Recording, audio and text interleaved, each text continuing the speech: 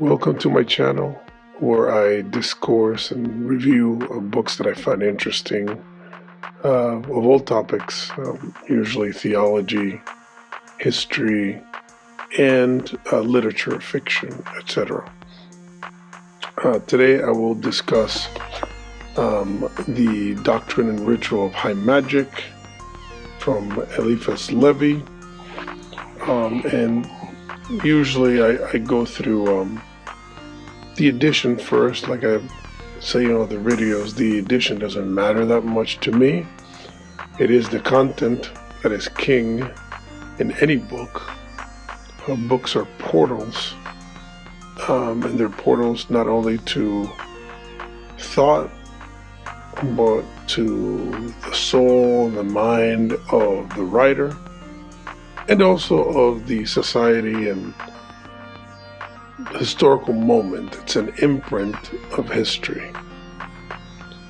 So this edition in particular is a softcover, 2017, and it seems to be a new translation of the book. I haven't been able to read any other translation, but this book in particular was very good. The translator was John Michael Greer and Mark Anthony Mikituk. Hopefully I'm pronouncing that correctly. The edition is very good because it has all the imagery, all the plates that Eliphas Levi had in his book and his works. The content, without, again, I usually do spoiler-free discourses on these things. I do think that every, educated person should read this book. In particular, every person who considers themselves an occultist should read the book. And the reason is that Eliphas Levi is the basis of a lot of what we will call modern occultism. I'm aware of Blavatsky. I am aware of the influence of Freemasonry and Rosicrucianism and occultism, of course, and you can go back further than that to what people will call heathenry or so-called paganism. But the truth of the matter is that Eliphas Levi is foundational. What I find interesting about Eliphas Levi and this work in particular is that it is a highly Christian work. And before a Christian gets upset about me calling Eliphas Levi a Christian, keep in mind that he is Trinitarian, so his conception of the deity is Trinitarian. And a lot of his theological positions are what you would call normative Christian. Of course, throughout the text, it is interspersed with things like Gnosticism, sometimes modalism, and a lot of other what the more orthodox people would call heterodox doctrines. But obviously, who's heterodox and who's orthodox really has to do with the point of view of the person who's using the terminology, of course. Now, what I found interesting about this work is the ascetic nature of the work. Eliphas Levi concentrates a lot on the notion that a true magician is almost an ascetic.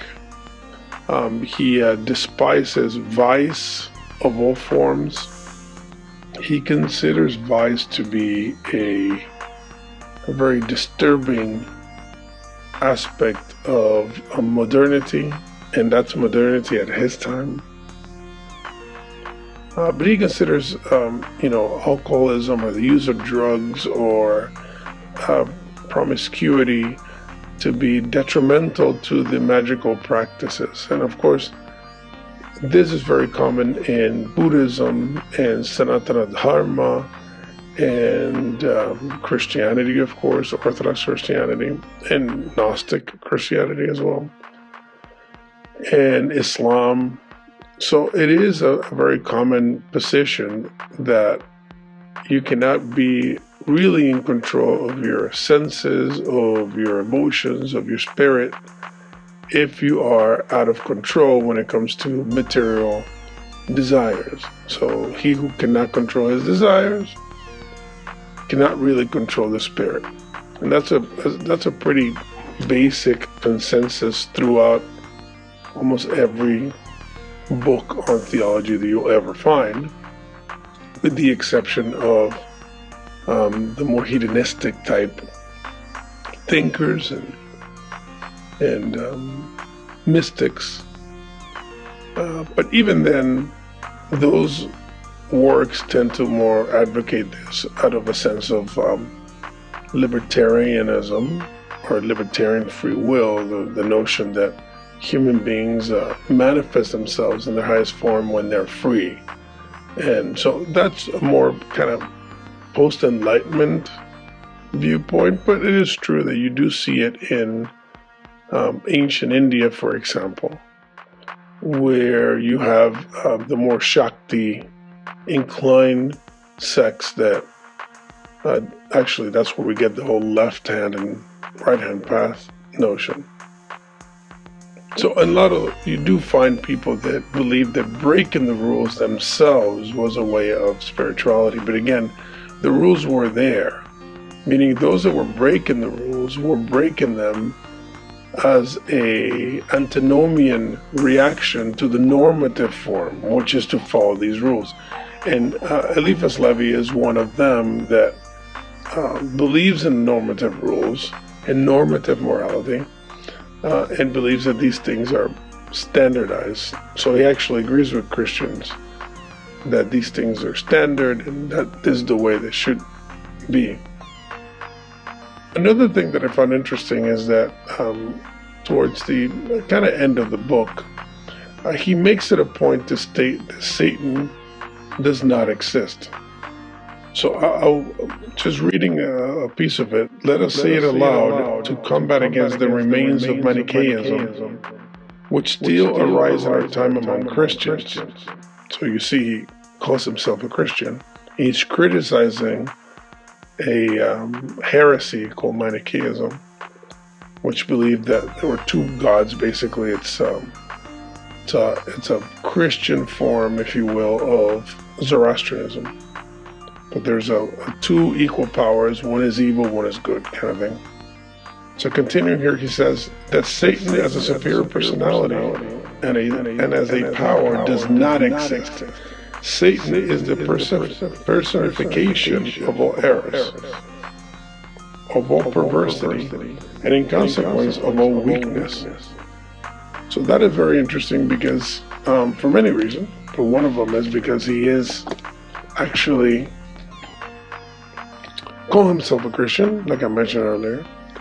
He sees himself as a Christian, and that considers Satan to be a symbol of perversion and chaos, not as an actual being with an ontological reality. And that's very similar to Eastern Orthodoxy, in which there's a belief that, they do believe that the devil exists, but they don't believe evil has an ontological reality, that it is an actual thing. And there's many theological reasons for that. When I discourse on Orthodox books, which I have many, and we can go into that, but the point is that he is actually agreeing that the evil is just an absence of good. It is not an actual evil that you can actually point to that exists.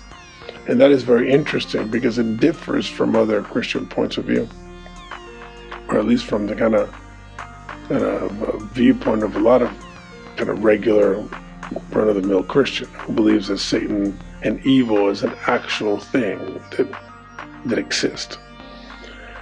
So I found that very interesting because it fits into this notion of a normative Christianity that Eliphas Levi seems to believe in, and it is somewhat ironic because a lot of people use the Baphomet, for example, which he discusses, and Eliphas Levi is famous for the Baphomet. It's not the official symbol of the Church of Satan, but it's the basis of the symbol for the Church of Satan, But if you just Google Baphomet, you'll see it. And Eliphas Levi is considered to be the creator of the symbol, or at least the source of the description of the symbol, because the idea is that the Templars worshipped Baphomet, and it's considered to be a myth because there's not really evidence of this. There's a lot of speculation and theories of where the word Baphomet comes from Mahomet to other terms. But the point is that Eliphas Levi's symbol and his representation of the Baphomet it's his call to fame, basically, if you will.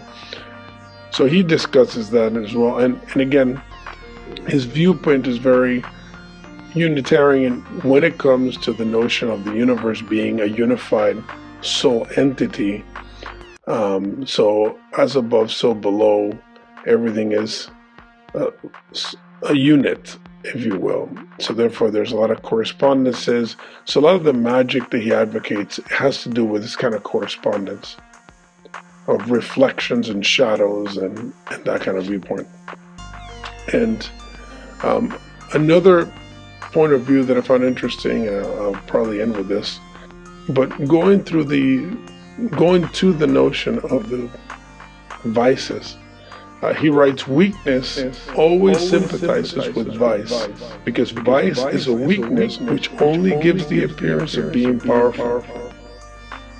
Folly is horrified by reason and takes pleasure in all that is exaggeration and lies. So that is interesting as well, because again, a lot of modern occultism, especially the forms that call themselves Satanism, which I will review. I have a lot of books on that topic as well, and I'll review them here.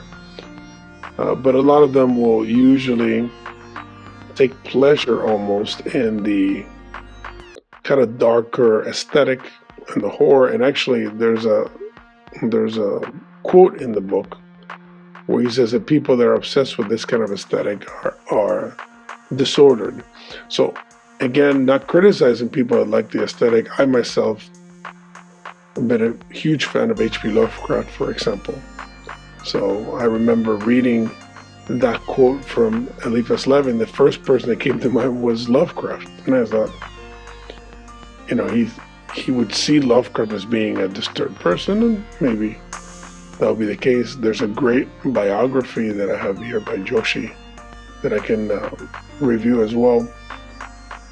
A biography of Lovecraft that I think is a very important read and very substantial read, actually, 2-volume work. But anyway, point is, Eliphas Levi is usually kind of the godfather of a lot of these movements, and at the end of the day, he doesn't really have a lot of commonality with the Satanists and the occultists. He has more of a commonality with kind of traditional, kind of Martinist types or Freemasonic Christians and that kind of movement.